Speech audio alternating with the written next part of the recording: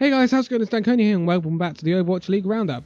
And today we have the second half of our LA doubleheader. It's time for the Los Angeles Gladiators. So, what has happened to the Los Angeles Gladiators in this off-season? Well, 4 players have gone and 4 players have arrived. Basically, that's what we're going to say here. They now have a roster of 10, so nothing really has changed in that respect. They're still playing in their purple, white and black. But Silk Thread, the DPS they signed from the Valiant, has retired. Asher, one of their DPSs, has moved to the Toronto Defiant. Another new team coming into the Overwatch League this season. iRemix, who was a backup tank for the Los Angeles Gladiators after Fisher came in, has moved to the Sky Foxes in Contenders. And, talking of Fisher, Fisher's no longer with them either. He's now playing for the Soul Dynasty. Told you the Soul Dynasty had improved, right?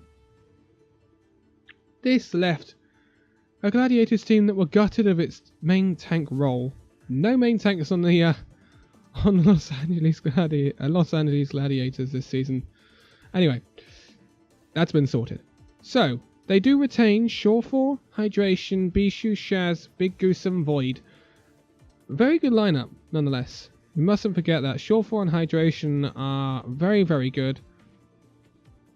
And they still have both of their flex tanks. Bishu was very good last season, and Void also was very good. Now we move on to the new players though. The first new player we're going to talk about is Decay. He is a South Korean DPS coming from Team Kongdu Panthera. Kongdu Panthera is an interesting team because they get most of their roster nicked by Overwatch League teams, because that tends to be what happens to poor old Kongdu. Anyway, coming from contenders in South Korea, doing very well in contenders South Korea, Kongdu Panthera. So Decay's a very good signing for the Los Angeles Gladiators. He's got money in the bank from winnings.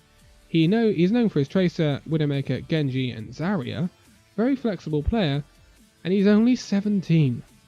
So only just qualifies to be in the Overwatch League at all. Very good signing for the Los Angeles Gladiators right there. While we're on the subject of Team Kongdu Panthera, should we talk about the new main tank playing for the Los Angeles Gladiators?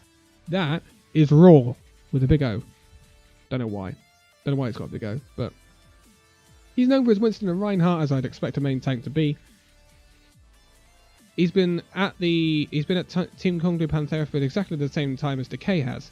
The interesting thing about this is Raw was at Team Kongdu Panthera when Void was at Team Kongdu Panthera, who is already at the Los Angeles Gladiators in the flex tank role. So, there is going to be some rekindling of some old chemistry between Void and Raw, who would have played tank and flex tank respectively for Team Kongdu Panthera in Contenders Korea. Very, very good. Also having synergy with the DPS and Decay, because he's also from Team Kongdu Panthera. So, this is very promising for the Los Angeles Gladiators. Very good and wise signings. And that's what I like to see from a team. Thinking about their signings, saying we need some sort of chemistry between these players, so let's get players that know each other, that can work with each other. We know that Raw, Decay and Void are going to be able to do that. Where that leaves Bishu, I'm not sure, because I expect Void and Raw to start together, but who knows. Next up, we have the oddball in Ripper. Ripper is well known in the EU. He has been on the EU ladder for donkeys. He's always up there in top 500. He's been playing for Team Giganti for a long time, going right back to 2017. Ripper is well known for his Zenyatta. He can also play a really decent Moira. One thing I do believe though is I believe Ripper is actually banned for a few games for the Los Angeles Gladiators, if I remember rightly, because I think he's had discipline for some reason. Because now if you do go to the Overwatch League website, you can get a discipline tracker. And Ripper is suspended for 5 games for throwing matches and toxicity. So, oh dear. Oh dear, oh dear, oh dear. That means Ripper will not be available for matches against Soul Dynasty, San Francisco Shock, Paris Eternal, London Spitfire, and the Hangzhou Spark. So his first match at the earliest would be Atlanta Reign. Interesting. Not good, but I still believe it's a good signing. He is from Finland, along with Big Goose and Shaz. We have to remember that Gladiators still do have Shaz and Big Goose. They played together, so it's likely that Shaz and Big Goose would start anyway at the start of the season, and they would slowly work Ripper in. I think Ripper is a good signing, and providing he can keep that toxicity and throwing down, he should be really good for the Gladiators going into the season. We do not need another XQC, please. I love XQC, but not Overwatch League material. Then, the last player we have is Panka. He's coming from South Korea again, although recently he's been plying his trade in NA contenders for the Gladiators Legion. Now this is what I mean. We were talking about the Los Angeles Valiant in the last video and how that they don't have an academy team. Gladiators have an academy team in the Gladiators Legion, and they've been able to develop Panka in the Gladiators Legion. And now there's a new rule in the Overwatch League where you can have two-way players that can play for both your contenders team and your Overwatch League team. This is invaluable to the Los Angeles Gladiators. This is exactly how I would implement this as well. I would have a backup DPS and support that is assigned to my team, much like the Spitfire have. Then I'd have a two-way tank. That would be my backup tank in case my main tank gets injured, but it can also play week in, week out for my contenders team, so he can keep fresh and is ready to jump in at any point we need him. This looks to me like what the Los Angeles Gladiators has done, and that's invaluable. It's just invaluable. The Gladiators Legion signed him from Toronto Esports, so he's very good. He knows what he's doing. He's been in NA for a while, so he has chemistry with the rest of the squads. He probably knows the language, so he can also act as almost a translator for the rest of the team when you've got these guys that don't necessarily speak English in like Raw and Decay. The thing is, with Raw and Decay, I'd expect them to be playing with Void, and Void would then be your translator, I would have thought. Although that was originally Bishu's job.